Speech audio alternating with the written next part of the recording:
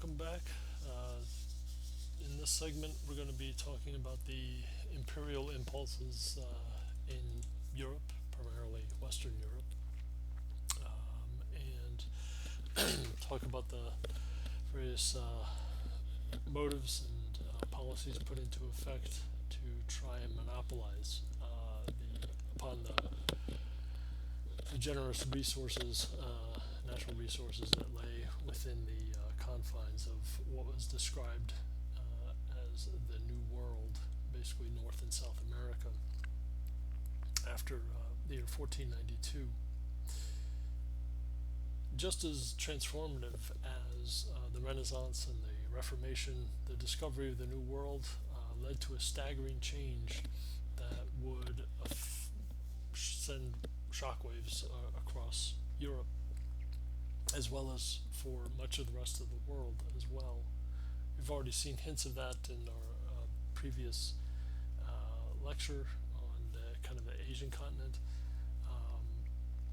There are also commercial and economic motives, trying to find that alternative route to China, a water route to China, to try and break the Venetian monopoly that those merchants in what is today northern Italy had on the Silk Road and the exchange of goods across over land. There was also the wealth of the New World itself, seemingly awash in precious metals, raw materials such as timber, and also the unprecedented consequences that this would hold for national wealth, but also ambition, such as the kind of imperialist ambitions of Spain in particular, which would essentially spread across all the major powers of Europe.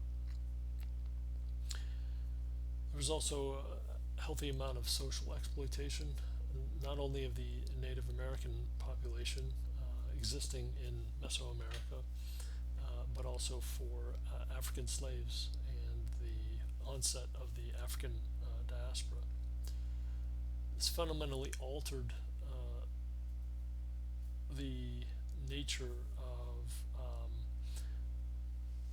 and the relationships between Native Americans, Europeans, and Africans, and also relationships between their cultures and populations as well. And lastly, as I alluded to just a moment ago, there is this onset, this contagion maybe, of imperial competition that is going to sweep across Europe. That would sweep up and include Spain, as mentioned, Portugal, France, England, as well as the Dutch, the Dutch republics, as they vied for rich land in the Americas that they would hope to exploit, and they would also act as future points of conflict and strife that would have consequences that would reverberate back to Europe itself. As far as first contact goes, if you've taken any Western Civ history, or maybe perhaps the first half of world history, the Vikings were actually the first Europeans to arrive in the New World, back in establishing settlements, non-permanent settlements as it was, nearly 500 years earlier than Christopher Columbus and his later arrival in the Caribbean. Columbus himself proposed sailing, of course, west in order to reach the Far East. He pitched this idea to the newly united kingdoms, and the king and queen of Spain, forming the kingdom of Spain itself. Initially, he took the Americans for when he arrived in the fall of 1492 in the Caribbean. He mistook these Americans, these natives, for island chains like those found in the Pacific, hence his referring to them Surprisingly, Columbus wasn't terribly interested in his initial discovery of the New World. He remained focused on trying to find that alternate route and break that monopoly that the Venetians had.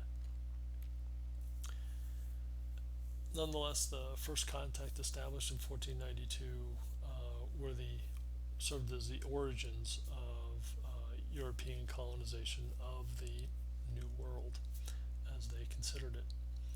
And this would obviously continue for the next several hundred years. Columbus would himself, during his lifetime, would return to the Americas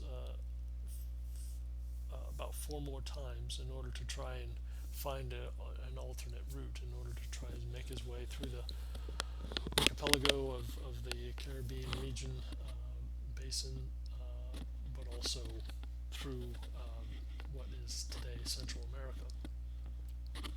He each time ended in failure, of course.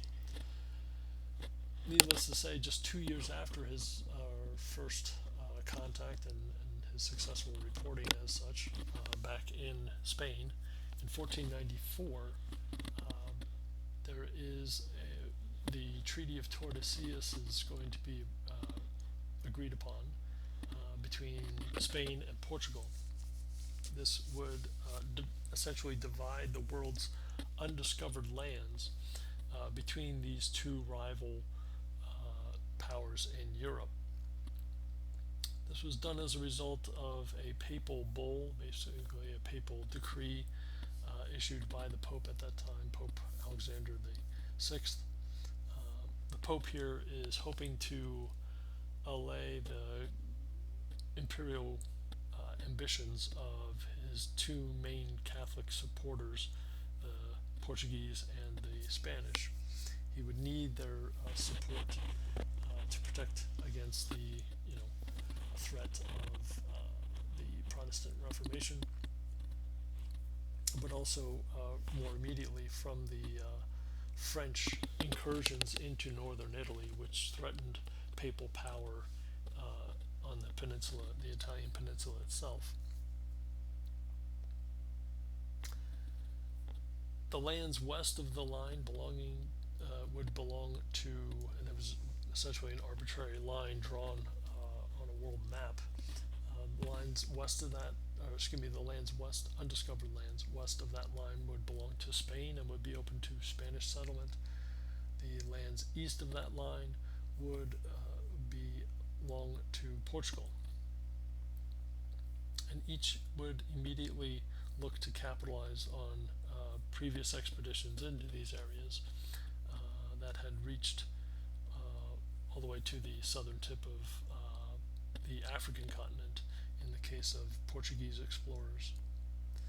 This is the reason why today, when you travel to South America, Brazil speaks, the national language there is Portuguese and not Spanish, as it is with every other country, South American country, the predominant language. By 1497 and 1498, Vasco da Gama had successfully rounded the Horn of Africa at the Cape of Good Hope and sailed on into the Indian Ocean. Da Gama's expedition would make landfall in India. He was successful in trading goods, and his return expedition reaped a 400% profit. So immediately, the investors, the financial backers of Da Gama's expedition, and this was the culmination of decades of earlier efforts to try and circumnavigate the African continent. Vasco da Gama's success meant that enormous profit was ripe for the taking for any investors that had the liquidity, the money, to support these trips. The country with access to the East would enjoy these vast riches. And so it's roughly at this point in time, almost exactly at the turn of the 16th century, that we have this realization of what benefit the this exploration and worldwide exploration could have. Other explorers began to turn their attention towards this new world, this kind of unknown land, vast tract of land that Columbus had discovered, in the hopes that they would find their own riches there. As for first contact and the succeeding kind of experiences and interactions and relations in succeeding decades, in particular, between the key dominant imperial figures and bureaucracies that lay in the interior of Central and South America, specifically the Aztec Empire and the Incan Empire in South America. We have in 1519 Hernan Cortez landing on the coast of what is today Mexico with some 600 troops, or conquistadors. The strategy was to subdue the Aztecs, convert them to Christianity, claim the land in the name of the Spanish monarchy, and exploit the riches of the region, whether that be gold, silver, raw materials, or what have you, and then ship it back to Spain, as much of it as possible. This gives rise to that kind of glory, God, and gold kind of alliteration. At the time, the Aztec emperor was Montezuma II. Initially considered Montezuma II initially considered Cortez and his men to be divine representatives. That is to say that he thought that they were the manifestations, the representations of the Aztec god Quetzalcoatl. As Aztec legend held, it was this god who had left the land and, according to Aztec mythology, would return one day coming from the east, just as Cortez had done. The Aztecs honored and showered the Spanish with gifts and tributes. And Montezuma soon realized that Cortez, however, was a threat. The Aztecs had succeeded initially in driving the Spanish out of the capital city, but they soon had to capitulate, and Cortez and his men returned rearmed and re-equipped and reinforced.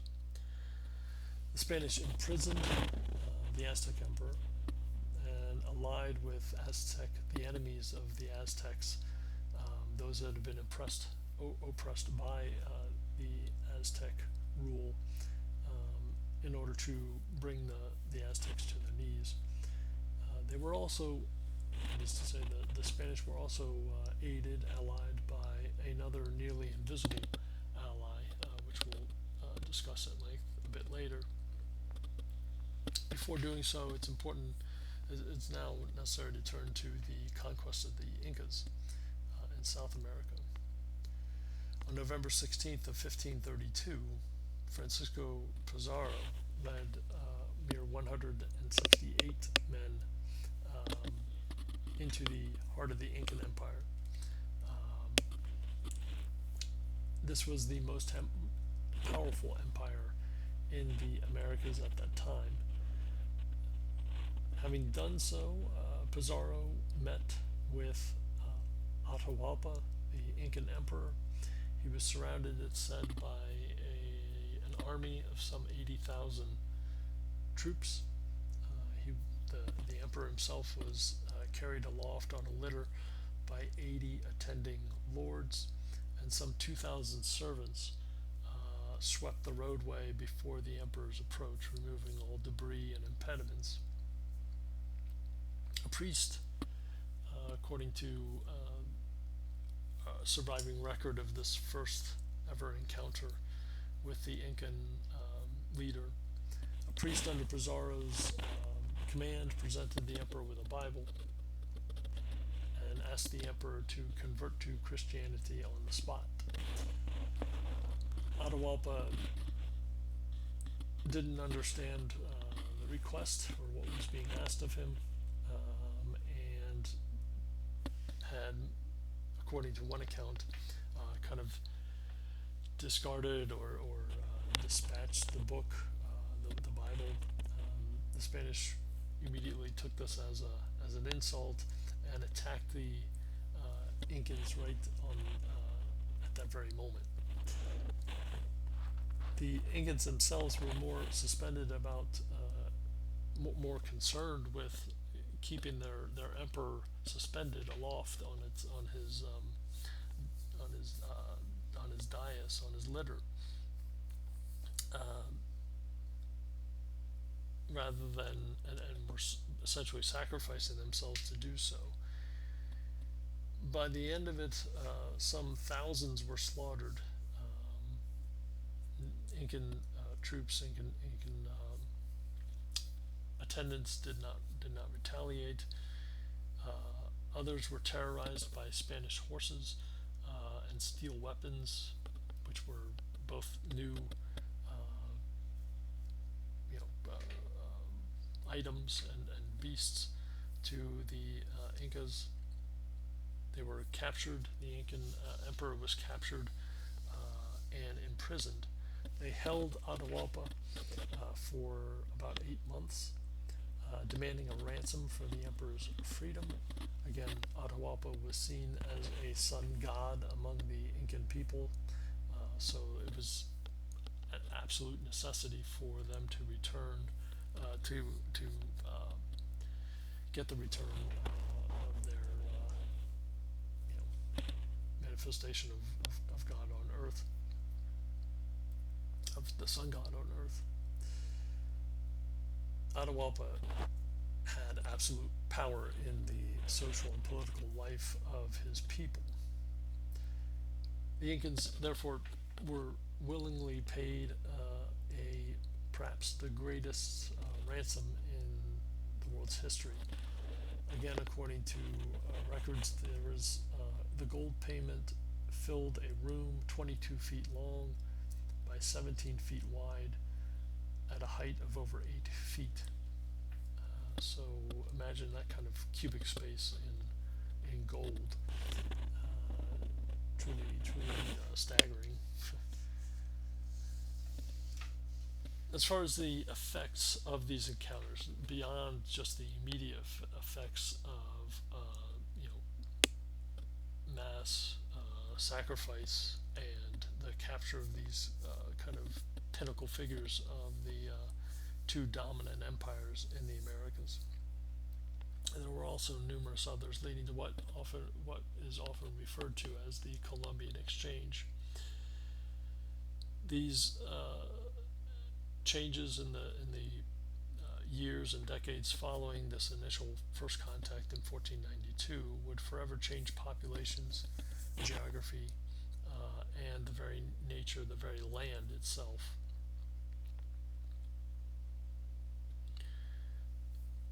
With regard to animals, the exchange of animals from Europe to the Americas, the Europeans brought with them pigs, cattle, horses, goats, sheep, and chickens, and they took back to Europe turkeys.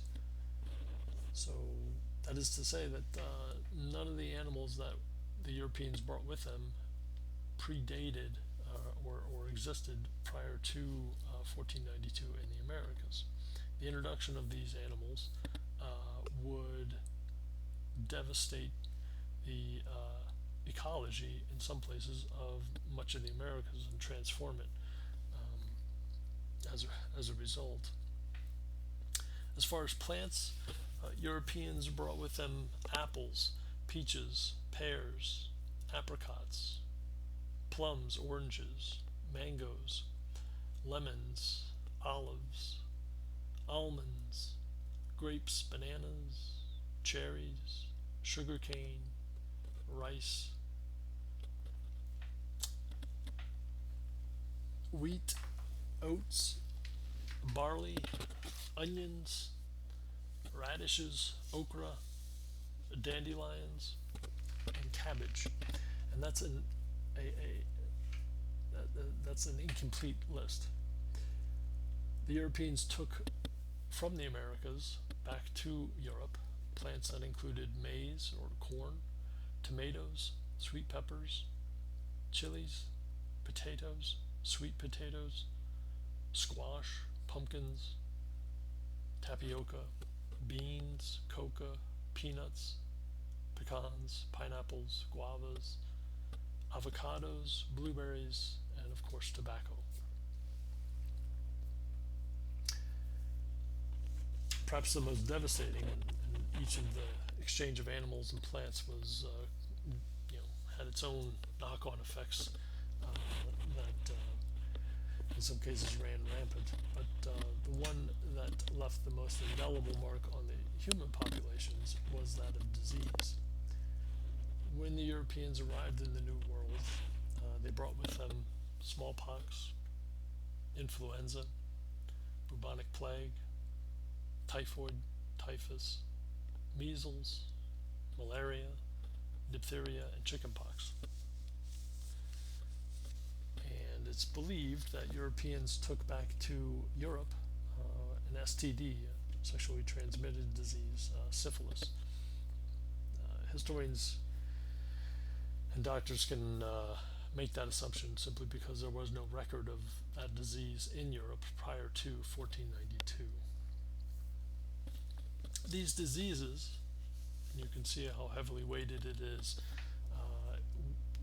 with Europeans bringing diseases to the New World, these diseases are going to wipe out most of the Native American population within a few decades.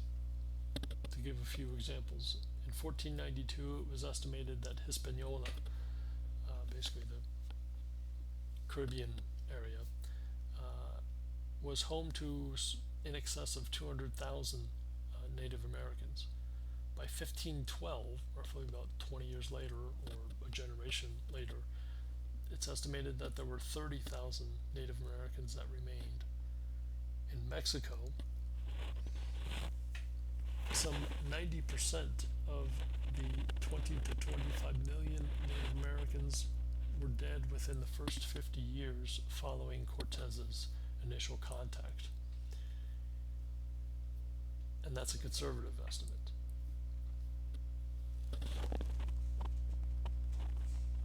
Spanish exploitation was not limited just simply to the rampant the transmission of disease, which was one might argue inadvertent. It was a byproduct, a side effect, a knock-on effect of simply the introduction of new populations to one another. But Spanish exploitation took on a more policy-oriented approach with the establishment of what's called the encomienda system. This was a way for the Spanish monarchy to repay those conquistadors for their service and valor.